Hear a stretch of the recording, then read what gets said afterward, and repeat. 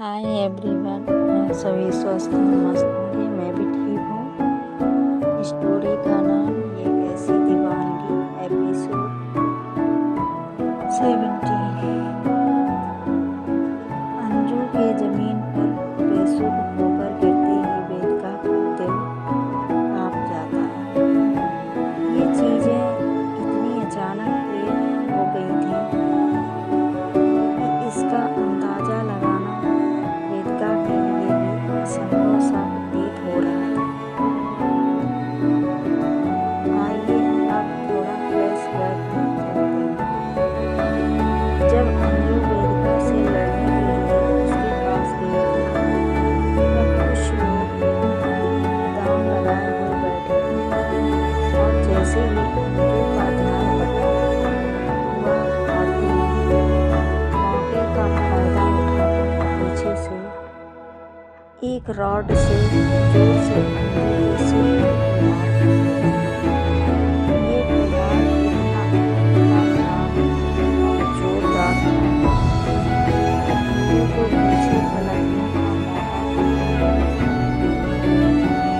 इधर वेदिका भी उससे लड़ने में इतना बिजी थी कि उसे अंदाजा ही नहीं रहा था कि अंजू के पीछे क्या नहीं भाग रहा था। वो लोग अंजू को जैसे जमीन पर गिरा हुआ देखते तो उनमें से एक कहता, इसे जल्दी से उठाकर गाड़ी में डालो, ये बहुत शातिर है। जो उसके साथ वाले लोग कहते हैं, जी बॉस। अंजू को वो लोग अंजू को उठाने लगते हैं। तब तक वेदिका चिल्लाकर कहती है, हे, ये तुम लोग क्या कर रहे हो? रुको, अभी पुलिस को कॉल करती हूँ। वो अपना फोन निकालकर कॉल लगाने लगती है। वो इतनी ज्यादा घबरा गई थी कि उसका हाथ पूरा शेर कर रहा था। तभी उनमें से एक आकर उसका फोन खींच लेता है और कहता है, तुझे क्या लगता है तू कॉल लगाएगी पुलिस को और हम लगाने देंगे? वो सब लोग जोर जोर से हंसने लगते हैं वेदिका की इस बेवकूफ़ी पर। वेदिका हकलाते हुए कहती है, देखो, अगर तुम लोग इसे ले गए तो फिर मैं पुलिस स्टेशन जाकर सबके खिलाफ रिपोर्ट कर दूंगी। तुम लोगों की गाड़ी का नंबर भी पता है मुझे। वो सब एक दूसरे का मुंह देखने लगते हैं। उनमें से एक कहता है, ये तो बिल्कुल सही कह रही है बॉस। अगर हम इसे यहीं छोड़ देंगे तो ये तो हमें पुलिस से पकड़वा देगी। बॉस कहता है, तो फिर एक काम करो, इसे भी उठा लो। वेदिका एकदम हैरान हो जाती है। उसे और ज़्यादा डर लगने लगता है और गुस्सा भी आता है अपनी बेवकूफ़ी पर। तभी उनमें से एक कहता है, लेकिन बॉस, हमें ऑर्डर तो बस इसी लड़की को उठाने का आया था ना। अगर हम इस लड़की को भी ले जाएंगे तो बड़े बॉस हमें छोड़ेंगे नहीं। बॉस कहता है, अगर हम इसे यहाँ छोड़ देंगे तब भी हमारे लिए खतरा है। इसे ले चलो, इसी में भलाई है। वेदिका उनकी बातें ध्यान से सुन रही थी। वो जैसे ही अपनी बातें खत्म करते हैं, वो कहती है, अरे आप लोगों को सच में लगता है मैं आपके खिलाफ कंप्लेन करूँगी? आप लोग भी ना कतई भोले इंसान हो। मैं क्यों करूँगी रिपोर्ट? आप लोग तो मेरा ही भला कर रहे हो। वैसे भी मैं तो इससे पीछा छुड़ाना ही चाहती थी। भला इससे अच्छा मौका क्या ही होगा। आप लोग जाइए, इसे मैं कुछ नहीं करूँगी। लेकिन उन लोगों पर वेदिका की बातों का कोई असर नहीं होता। वो लोग वेदिका को पकड़ लेते हैं और जबरदस्ती ले जाकर गाड़ी की डिग्गी में जोर से धकेल देते हैं। वेदिका चिल्लाती है, आउच! You idiot! तुम लोगों को अकल नहीं है।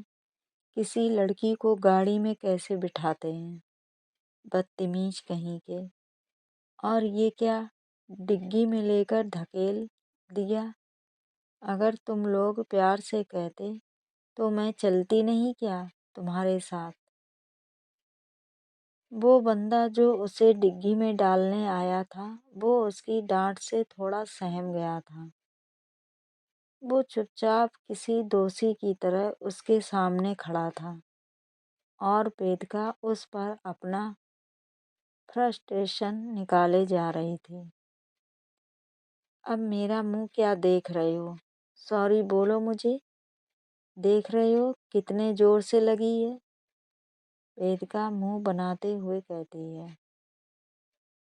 तब तक उनका बॉस वहाँ आ जाता है। वो उस बंदी से कहता है, क्या गुंडा बनेगा रे तू? एक लड़की तुझे सुना रही है और तू चुपचाप सुने जा रहा है। एक कान के नीचे खींच कर लगा क्यों नहीं रहा?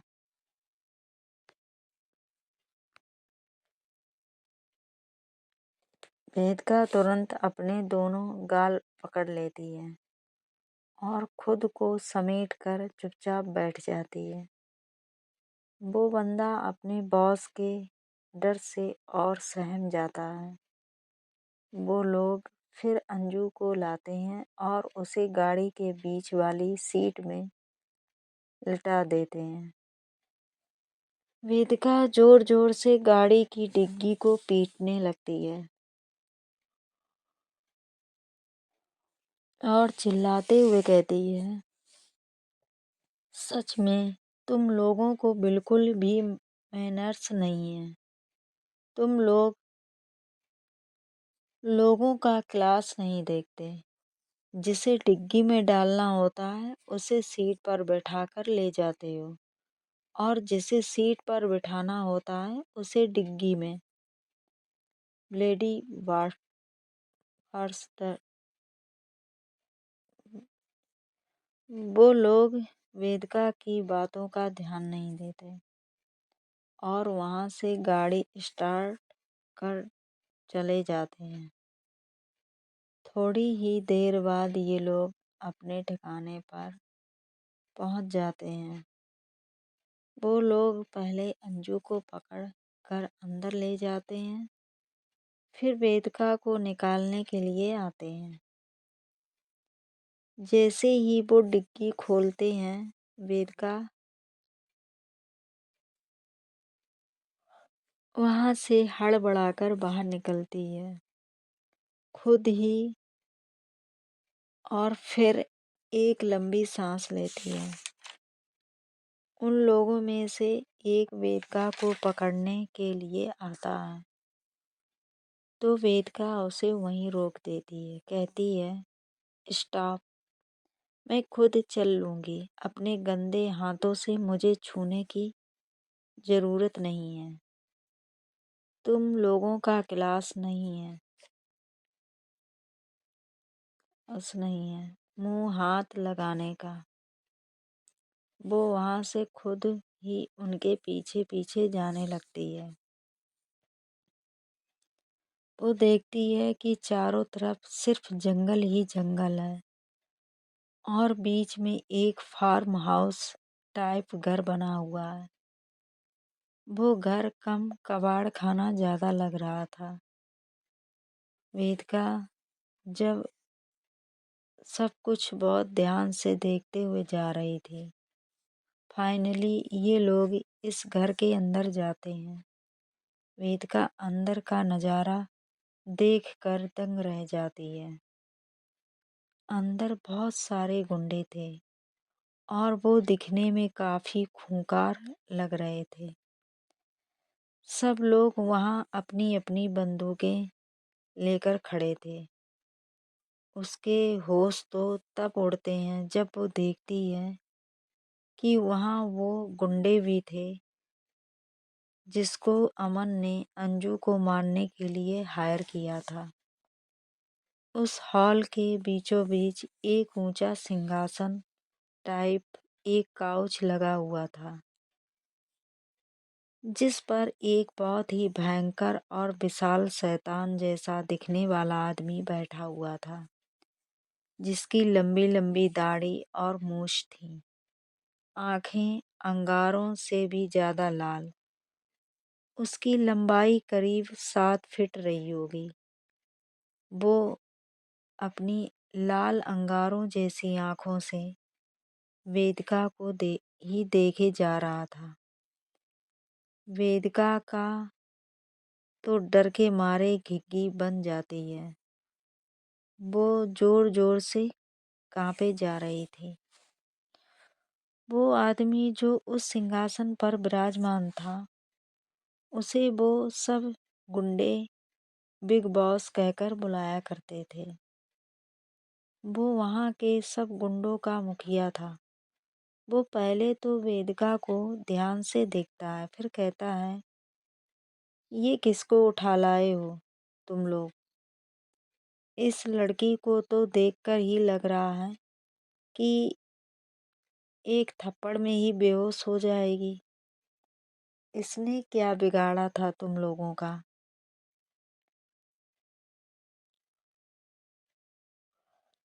वेदिका थप्पड़ का नाम सुनते ही और जोर जोर से कांपने लगती है। उसकी सारी हेकड़ी कुछ ही पल में हवा हो गई थी। उन गुंडों में से एक कहता है, मालिक, इसने हम लोगों को उस लड़की को किडनैप करते देख लिया था। अगर हम लोग इसे वहाँ से नहीं लाते तो ये कंप्लेन करके हमें फंसा देती। उनका मुखिया बिग बॉस कहता है, चलो ठीक है, ले जाओ, इसे भी उस लड़की के साथ बंद कर दो।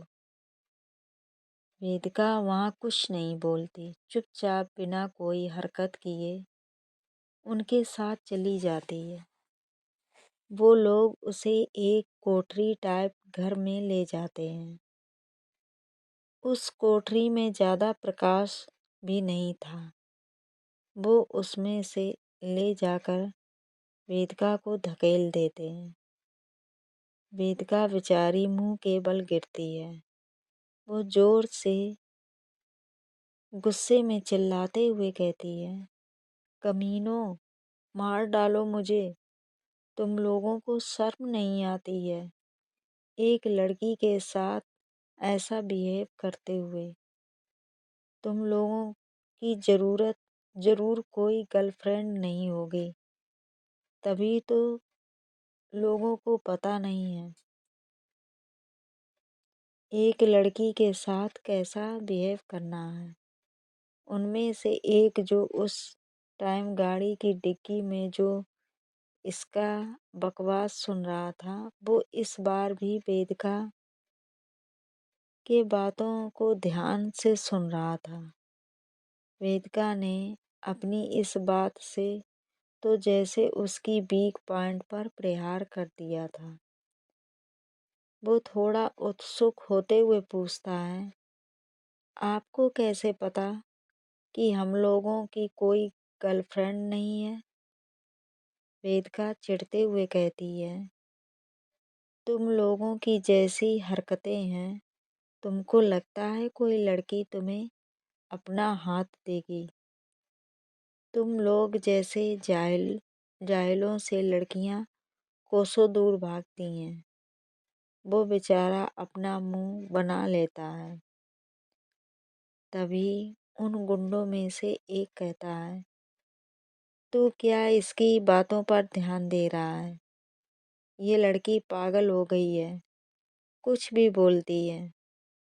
वो लोग उसको लेकर वो रूम लॉक करके वहाँ से चले जाते हैं। वेदिका खुद को थोड़ा संभालती है, फिर इधर उधर देखने लग जाती है। वो देखती है कि अंजू को उन्होंने एक जगह दीवार के सहारे लिटाकर छोड़ गए थे।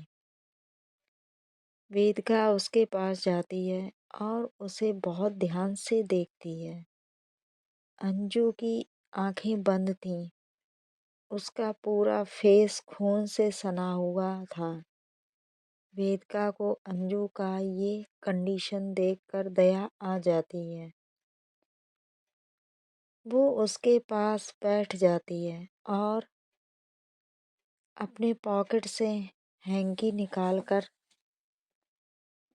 धीरे धीरे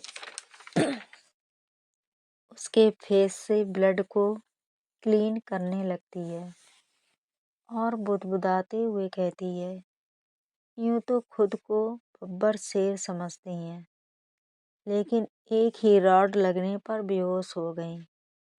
इसलिए कहते हैं कि शेर से ढेर होते टाइम नहीं लगता।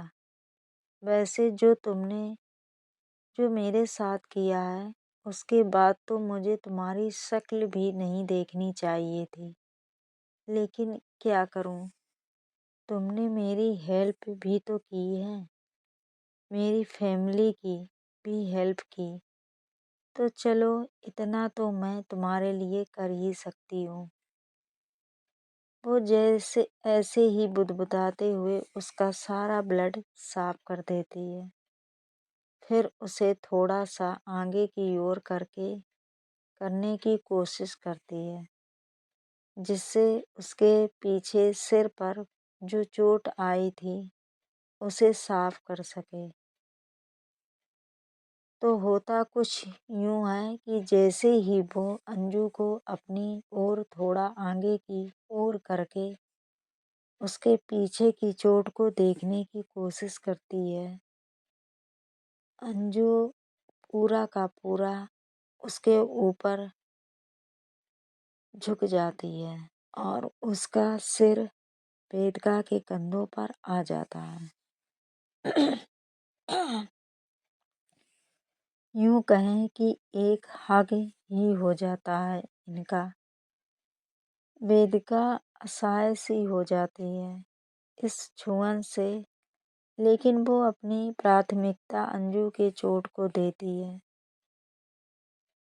तो वो अंजू को अच्छी तरह से अपने कंधों पर सहारा देती है और फिर उसके बालों को हटाकर उसके चोट को देखने लगती है।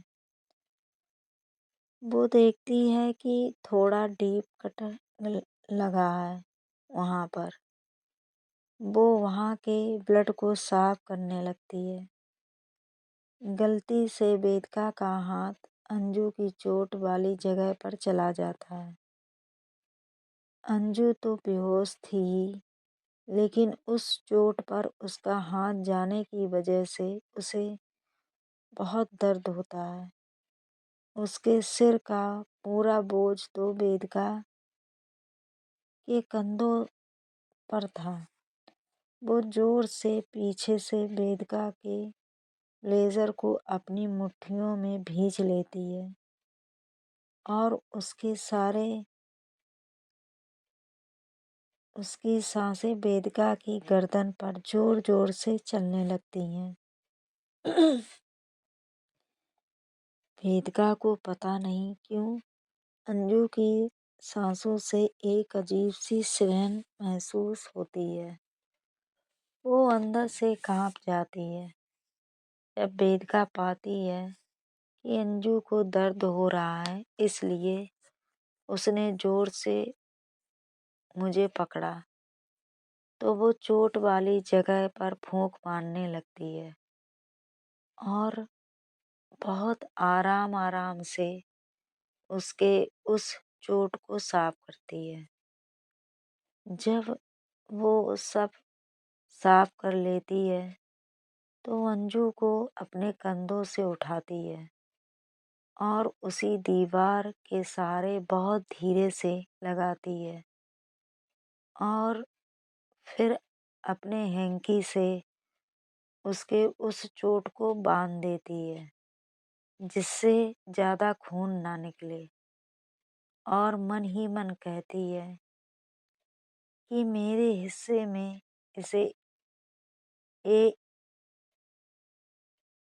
सांप से इसे 1 घंटे के अंदर होश तो आ ही जाना चाहिए।